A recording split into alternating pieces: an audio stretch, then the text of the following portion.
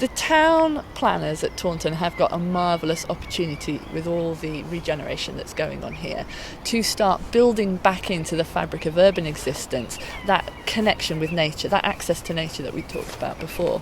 But to do that, they do have to start looking at a bigger picture and tying it all together, because you might have a small development here and say, well, we're going to have a bit of lighting and it'll affect the bats, but they'll just move up there.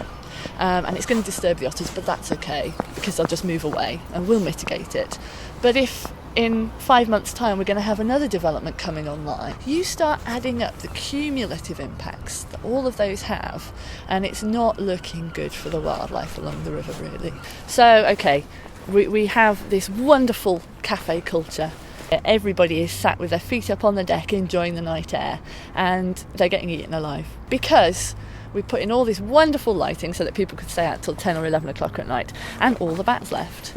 So what we really do need is somebody to sit down and say, well, this is what we do have, this is our wildlife resource along the river, this is what we would like it to be, what we want it to look like, and this is how we're going to achieve it within and throughout all of these new developments.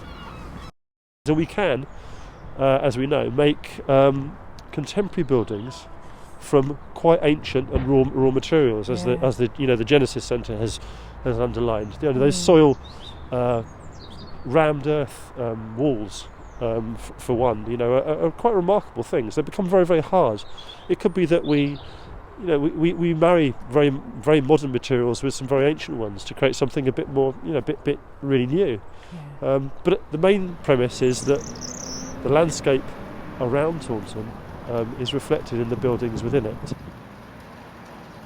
I think it would be a huge mistake to become an identikit clone of all these places that have just urbanised to the nth degree their river spaces.